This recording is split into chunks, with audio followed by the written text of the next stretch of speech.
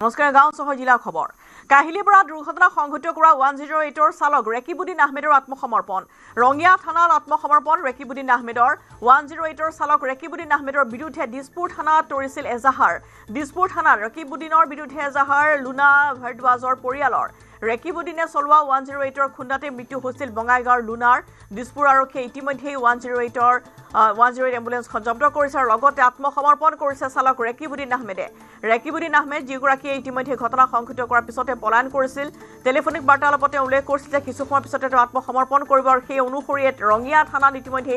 আত্মসমৰ্পণ কৰিছে ৰেকিবুদ্দিন আহমেদে আগবুকীয়াকৈ তেওঁ এম্বুলেন্সখন বিকল বুলি উল্লেখ কৰিব বিচাৰিছে ব্ৰেক ফেইল বুলি ক'ব বিচাৰিছিল টেলিফোনিক বাৰ্তালাপত কিন্তু নিশ্চয়কৈ আত্মসমৰ্পণৰ পিছতে যেতিয়া জেৰা চলোৱা হ'ব ৰেকিবুদ্দিন আহমেদক তাৰ পিছতে হয়তো বহুতো তথ্য পোহৰলৈ অহাৰ সম্ভাৱনা আছে কেৱল লুনা ভাৰদ্বাজে নহয় ঘটনাত আঘাতপ্ৰাপ্ত হ'ল আন দুজন যুৱকো অচ্যুত বৰুৱা নামৰ ডেৰগাঁৱৰ এগৰাকী যুৱক এই ঘটনাত আঘাতপ্ৰাপ্ত হৈছে গুৱাহাটী মহানগৰীৰ আন এগৰাকী যুৱকো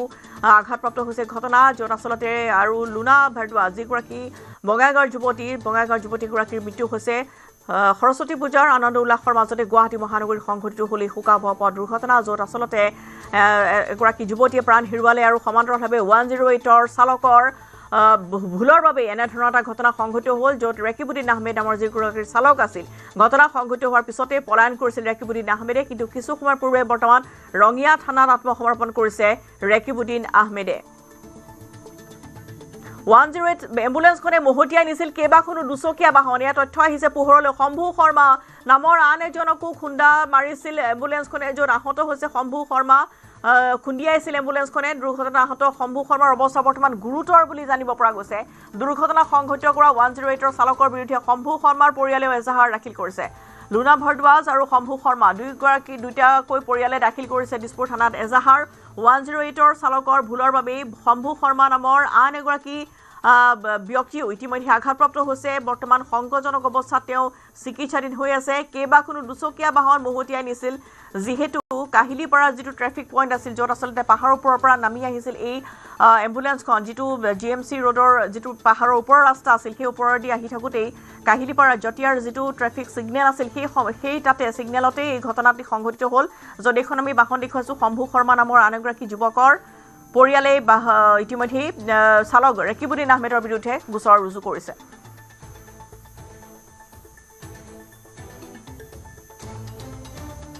काम के वास्ते घर से निकला कहलीपाड़ा जा रहा था पीछे से एक एम्बुलेंस आता है मद खाया हुआ था एम्बुलेंस डायरेक्ट उसको ठोकता है उसको ठोकने के बाद दूसरा को ठोकता है सर दोनों आदमी घायल होता है सीरियस होने के बाद DMCH पहुंचता है वहाँ हम लोग जाते हैं मेरा भाई बहुत गंभीर हालत में है अभी हम लोग आए हैं पुलिस के पास जितना भी पेपर था पूरा पेपर हम गाड़ी का पेपर पूरा पुलिस को संबित किया है पुलिस अभी FIR कर रहा है आगे देखिए सर क्या होता है आपका भाई का नाम क्या है शंभू शर्मा मेरा भाई का नाम हुआ हम उसका छोटा भाई डम्भू शर्मा वहाँ पब्लिक जब उसको पकड़ा है पब्लिक के बीच में जब गया है तो पब्लिक के मुंह से ही ये बात आया है कि ड्रिंक किया हुआ है আৰু কাহিলীপাৰা দুৰ্ঘটনাত আহত অচ্যুত বৰুৱা বৰ্তমান বিপদমুক্ত বৰ্তমানো GMCHৰ ICUত চিকিৎসাধীন হৈ আছে অচ্যুত ডেৰগাঁৱৰ অচ্যুত বৰুৱাৰ সহকৰ্মী আছিল লুনাৰ সৈতে একেলগে স্কুটিত গৈ আছিল অচ্যুত দুৰ্ঘটনাত কঁকালত আঘাত পাইছে অচ্যুতে বৰ্তমান বিপদমুক্ত অচ্যুত বৰুৱা আৰু লুনা ভাৰদ্বাজৰ সহকৰ্মী আছিল অচ্যুত বৰুৱা দুৰ্ঘটনাৰ সময়ছোৱাত স্কুটি চালকৰ আসনত আছিল অচ্যুত বৰুৱা লুনাৰ সৈতে একেলগে স্কুটিত আছিল আৰু বৰ্তমান দুৰ্ঘটনাৰ আঘাত পোৱা অচ্যুত বৰুৱা বিপদমুক্ত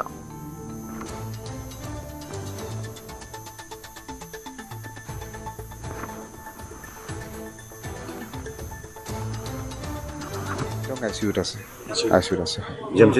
GMCHত আছে আৰু এওঁ চিনি পাইছিল নেকি ছোৱালীজনী কোন আছিলে লগত কালি কলিগ আছিলে একেলগে কাম কৰিছিলে তো অফিচৰ পৰা আহি আছিলে তো আৰু দুৰ্ঘটনাবশতঃ আৰু আঘাত ক'ত পাইছে তেওঁ আঘাত বিশেষকৈ কঁকালত পাইছে মানে শৰীৰৰ ওপৰচোৱাত ইমান বিশেষ হেৰি নাই কিন্তু কঁকালৰ আশে পাশে সেইখিনিতে তেওঁ বিশেষ আঘাত পাইছে তেওঁ অৰিজিনেল ঘৰ অৰিজিনেল ঘৰ তেওঁ ডেৰগাঁও গোলাঘাটত তেওঁলোক আহি থাকোঁতে পিছফালৰ পৰা হেৰিখনে মহতিয়াই নিছে বুলি মানে কৈছে আৰু লগতে আৰু এখন স্কুটি দুখন স্কুটি তেনেকেই মহতিয়াই লৈ গ'ল 108 বাহনখনে তো তাৰ ফলতে গোটেই অলপ বহুত দূৰ চুচুৱাই লৈ গৈছে বুলি কৈছে সুৰাপান কৰি আছিল ড্ৰাইভাৰ নাই সুৰাপান মানে হেৰিয়াৰ 108ৰ সেইটোতো আমি এতিয়া বহুতে কৈছে কিন্তু ধৰক এতিয়া কি হৈ আছিলে সেইটোতো আৰু নোহোৱালৈকে আমি ক'ব নোৱাৰোঁ কিন্তু যিটো হেৰি অৱস্থাত আছিলে কোনোবাই ব্ৰেক ফেইল বুলিও কৈছে বা তেতিয়া সেইটো আৰু হেৰিয়াৰ পিছতহে চাগে কথাটো ওলাব আৰু এতিয়া আপোনালোকে কেছ দিছে নেকি আজি কেছ মানে আমি অলৰেডি কালি সেইখিনি ফৰ্মেলিটিজ কৰিছোঁ আৰু যিহেতু মানে এক্সিডেণ্ট কেছ গতিকে কিছুমান ফৰ্মেলিটিজ আছে কাগজ পত্ৰ কিছুমান প্ৰয়োজন আছে আমি দি থৈ আহিছোঁ গুৱাহাটীৰ কাহিলীপাৰাত মৃত্যু সাৱটি লোৱা লুনা ভাৰদ্বাজৰ নচৰ দেহ এইখিনি মুহূৰ্তত GMCHৰ পৰা লৈ যোৱা হৈছে বঙাইগাঁৱৰ বাসগৃহলৈ বঙাইগাঁও বাসগৃহত শোকাকুল পৰিৱেশে বিৰাজ কৰিছে লুনা ভাৰদ্বাজ 26 বছৰীয়া এগৰাকী যুৱতী য'ত দুটা দিনৰ পিছতেই তেওঁ এক্সিছ বেংকত তেওঁ নতুনকৈ যোগদান কৰাৰ কথা আছিল কিন্তু সেই সপোন হৈ ৰ'ল লুনা ভাৰদ্বাজৰ আৰু বৰ্তমান GMCHৰ পৰা লুনা ভাৰদ্বাজৰ নচৰ দেহ লৈ যোৱা হৈছে বঙাইগাঁৱৰ তেওঁৰ বাসগৃহলৈ বঙাইগাঁৱৰ উত্তৰ হালমৰাত ঘৰ আছিল লুনা ভাৰদ্বাজৰ গুৱাহাটীৰ JB আইন মহাবিদ্যালয়ৰ প্ৰাক্তন ছাত্ৰী আছিল লুনা স্কুটিৰে গৈ থকা অৱস্থাতেই দ্ৰুতগতিৰে অহা 108ৰ এখন এম্বুলেন্সে খুন্দা মাৰিছিল আৰু য'ত থিতাতে প্ৰাণ হেৰুৱাইছিল 26 বছৰীয়া লুনা ভাৰদ্বাজে শিহৰণকাৰী দুৰ্ঘটনাটোত আঘাতপ্ৰাপ্ত হৈছিল অচ্যুত বৰা নামৰ তেওঁৰ সহকৰ্মী বৰ্তমান অচ্যুত বৰা বিপদমুক্ত কিন্তু বঙাইগাঁৱলৈ নিয়াৰ সময়ছোৱাৰ দৃশ্য আমি দেখুৱাইছোঁ 108ৰ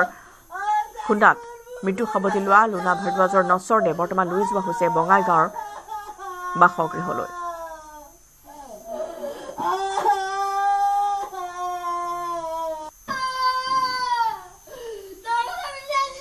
নিজৰ জীয়ৰীৰ মৃত্যু এনেদৰে হিয়া ঢাকুৰি কান্দিছে পিতৃ মাতৃয়ে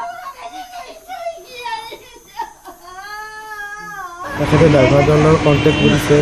ড্ৰাইভাৰজনে তেখেতক কৈছে কি হ'ব মই ওচৰতে আছোঁ মই পলোৱা নাই মই আপোনাৰ ৰাতিপুৱাই হাজিৰ এতিয়া চাওক এতিয়া এজন যদি ক্ৰিমিনেল এজনে যদি পুলিচ বিষয়াক যদি কয় মই নিজে যে হাজিৰ হ'ম তাত লাজ লগা কথা কি আছে আজি ক্ৰিমিনেল এজন তেখেতে পুলিচৰ বিষয়াজনক কৈছে মই ওচৰতে আছোঁ অলপ ওচৰতে আছোঁ মই আপোনাৰ ৰাতিপুৱা যাম এতিয়া যিবিলাক প্ৰশ্ন উঠি আছে তেখেত এলকহলিক হৈ আছে আমাৰো চবেই কৈছে কাৰণ 108ৰ যিবিলাক কৰ্তৃপক্ষ আমি লগ পাইছিলোঁ ৰাতি চবেই কৈছিল ড্ৰাইভাৰজন এলকহলিক হৈ আছে এতিয়া ৰাতি 11টাৰ পৰা আজি ৰাতিপুৱা 12 ঘণ্টা হৈছে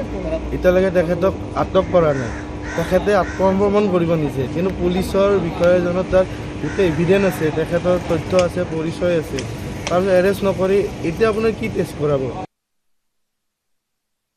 আমাৰ যিহেতু ভিনেকৰ ঘৰত থাকে বাইদেউ ভিনদেউ গুৱাহাটীতে থাকে তাতে থাকে গতিকে ভিনেকৰ ঘৰৰ পৰা বাঞ্চি মানে এটা ফ্ৰেণ্ডৰ ঘৰত গৈ আছিলে নে আহি আছিল এইটো একজাক্ট আমি এতিয়ালৈকে আছোঁ জানিব পৰা হোৱা নাই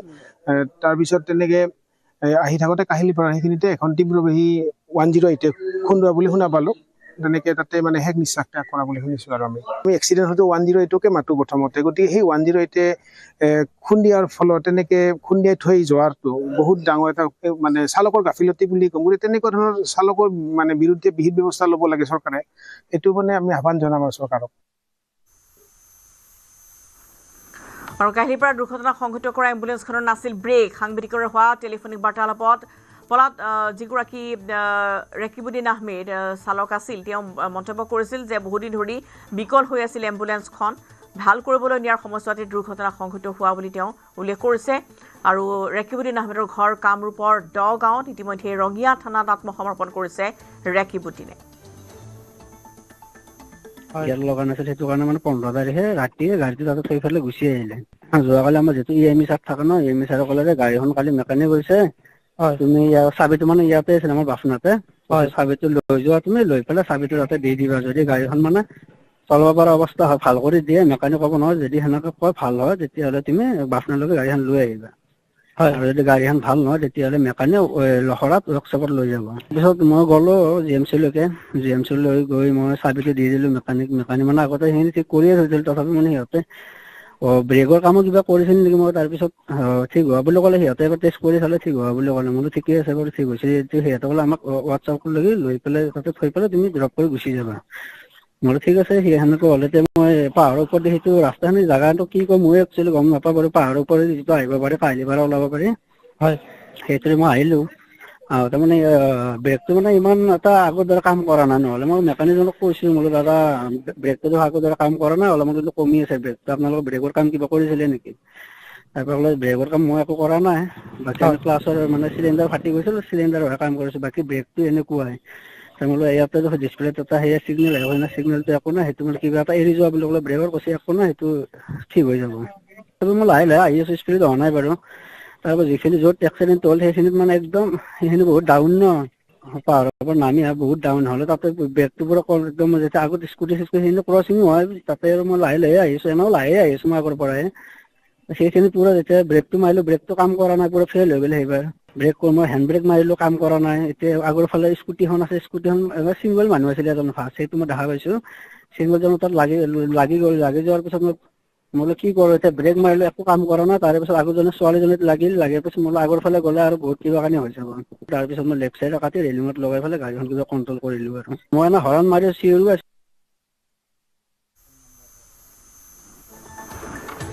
আৰু আছিল ৰেকিবুদ্দিন আহমেদৰ ভাষ্য আৰু এইখিনি মুহূৰ্তত আমি বিক্ৰমৰ সৈতে সংযুক্ত হওঁ বিক্ৰম ইতিমধ্যে চালক ৰেকিবুদ্দিন ৰঙিয়া থানাত আত্মসমৰ্পণ কৰা তথ্য ৰশ্মিতা আমি ইতিমধ্যে সেই খবৰটো দিছোঁ ঘাতক চালক ৰেকিবুদ্দিন আহমেদে ইতিমধ্যে ৰঙিয়া থানাত আত্মসমৰ্পণ কৰিছে যদিও দিছপুৰ থানাত আত্মসমৰ্পণ কৰাৰ কথা আছিল যিহেতু চালক ৰেকিবুদ্দিন আহমেদৰ ঘৰ হৈছে কামৰূপৰ দগাঁৱত আৰু তেওঁ ঘৰৰ নিচেই কাষতে থকা যিখন থানা ৰঙিয়া থানা সেই ৰঙিয়া থানাত কেইটামান মুহূৰ্তৰ পূৰ্বে আত্মসমৰ্পণ কৰিছে আৰু কিছু সময় পাছতে দিছপুৰ থানালৈ এই ৰেকিবুদ্দিন আহমেদক লৈ অহা হ'ব আৰু ৰেকিবুদ্দিন আহমেদক দিছপুৰ থানালৈ আনি দিছপুৰ থানাৰ যান বাহন শাখাত যেতিয়া তদন্ত চলোৱা হ'ব বা সোধা পোছা কৰা হ'ব তাৰ পাছতে গোটেই কথাখিনি পোহৰলৈ আহিব কাৰণ এতিয়া সমগ্ৰ যিটো দুৰ্ঘটনা লুনা ভৰদ্বাজৰ যে মৃত্যু হোৱা যিটো দুৰ্ঘটনা সেই দুৰ্ঘটনাটোৰ ৰহস্যৰ মাজত সোমাই গৈছে কাৰণ বিভিন্ন পক্ষৰ পৰা অভিযোগ উত্থাপিত হৈছে যে লুনা ভৰদ্বাজৰ পৰিয়ালে অভিযোগ উত্থাপিত কৰিছে আঘাতপ্ৰাপ্ত অচ্যুত বৰুৱাৰ পৰিয়ালে অভিযোগ উত্থাপিত কৰিছে কিছু মুহূৰ্তৰ পূৰ্বে অন্য এগৰাকী আঘাতপ্ৰাপ্ত আৰোহীৰ পৰিয়ালৰ লোক আহিল শম্ভু শৰ্মা তেওঁ পৰিয়ালে অভিযোগ উত্থাপিত কৰিছে যে এই যিগৰাকী চালক ৰেকিবুদ্দিন আহমেদে কালি দুৰ্ঘটনাৰ সময়ছোৱাত সেই 108 বাহনখন অত্যাধিক হাৰত সুৰাপান কৰি চলাইছিল কিন্তু ৰেকিবুদ্দিন আহমেদে আমাৰ সাংবাদিকৰ সৈতে হোৱা টেলিফোনিক বাৰ্তালাপত ৰেকিবুদ্দিন আহমেদে বিস্ফোৰক স্বীকাৰোক্তি দিছে ৰেকিবুদ্দিন আহমেদে কৈছে যে বহুদিন ধৰি সেই যিখন 108 দুৰ্ঘটনা সংঘটিত কৰা 108 বাহনখন বিকল হৈ আছিল কালিৰ দিনটোত জিভিকে EMRI অনুমতি সাপেক্ষে সেই বাহনখন সেই 108 বাহনখন ভাল কৰিবলৈ লৈ আনিছিল আৰু ভাল কৰি আহি থকা অৱস্থাতে পাহাৰৰ পৰা নামি অহা সেই স্থানত কাহিলীপাৰাৰ সৰ্বশিক্ষা কাৰ্যালয়ৰ সন্মুখৰ সেই স্থানত ব্ৰেক ফেল হৈ দুৰ্ঘটনাটো সংঘটিত হয় আৰু তিনিখনকৈ দুচকীয়া বাহনক মহতিয়াই লৈ যায় আৰু সেই দুৰ্ঘটনাটোতে এইগৰাকী প্ৰতিভাৱান যুৱতী 26 বছৰীয়া যুৱতী লুনা ভৰদ্বাজে প্ৰাণ হেৰুৱাব লগা হয় গতিকে আৰক্ষী তদন্ত আগবঢ়ালে বা আৰক্ষীয়ে এইগৰাকী ৰেকিবুদ্দিন আহমেদক সোধা পোছা কৰালৈ আমি অপেক্ষা কৰিব লাগিব যিহেতু ৰেকিবুদ্দিন আহমেদে প্ৰায় 12 ঘণ্টাৰ পিছত আত্মসমৰ্পণ কৰিছে কিছু সময় পাছত ৰেকিবুদ্দিন আহমেদক দিছপুৰ থানালৈ লৈ অহা হ'ব তাৰ পাছত গোটেই কথাখিনি পোহৰলৈ আহিব কিন্তু আমি এই মুহূৰ্তত আপোনাক কৈছোঁ যে অচ্যুত বৰুৱা এই মুহূৰ্তত গুৱাহাটী চিকিৎসা মহাবিদ্যালয়ৰ ICUত চিকিৎসাধীন হৈ আছে অন্য এগৰাকী আৰোহী এক্টিভা এখন স্কুটি লৈ কালিৰ দিনটোত সেই স্থানেদি আহি আছিল আৰু আহি থকা সময়ছোৱাতে শম্ভু শৰ্মা নামৰ সেই আৰোহীগৰাকীকো স্কুটিখনত এই যিখন 108খনে খুন্দা মাৰিছিল তাৰ পাছত সেই শম্ভু শৰ্মাও গুৰুতৰভাৱে আঘাতপ্ৰাপ্ত হৈছে অন্য এগৰাকী স্থানীয় লোকো কিছু পৰিমাণে আঘাতপ্ৰাপ্ত হ'ব লগা হৈছে গতিকে যথেষ্ট পৰিমাণৰ এটা ভয়ংকৰ দুৰ্ঘটনা সংঘটিত হৈছিল এই দুৰ্ঘটনাটোতে সেইগৰাকী প্ৰতিভাৱান যুৱতীয়ে কাইলৈ দিনটোত তেওঁ নতুনকৈ চাকৰিত যোগদান কৰাৰ কথা আছিল সেই সপোন তেওঁ সাৰখাৰ হৈ গ'ল মুহূৰ্তৰ ভিতৰতে গতিকে সেই জীৱনটো কেতিয়াও ঘূৰাই নাপায় বা অচ্যুত বৰুৱা যে চিৰদিনৰ বাবে হয়তো ঘূণীয়া হ'ব সেই তেওঁ আচলতে নিজৰ জীৱনটো কেতিয়াও ঘূৰাই নাপায় কিন্তু ন্যায় কেতিয়াবা পাব লাগিব কাৰণ এই ঘটনাটো অনাকাংক্ষিত এটা দুৰ্ঘটনা নে কাৰোবাৰ গাফিলতিৰ বাবে দুৰ্ঘটনাটো সংঘটিত হৈছিল এই কথাখিনি পোহৰলৈ আহিব লাগিব এই কথাখিনি কেতিয়া পোহৰলৈ আহিব যিহেতু ৰেকিবুদ্দিন আহমেদ চালকগৰাকী এতিয়া আত্মসমৰ্পণ কৰিছে আৰক্ষীৰ সোধা পোছাৰ পাছত এই গোটেই কথাখিনি পোহৰলৈ আহিব ৰশ্মিতা আমি কিছু সময় অপেক্ষা কৰিব লাগিব ৰশ্মিতা নিশ্চয় ধন্যবাদ জনাইছো বিক্ৰম আপোনালৈ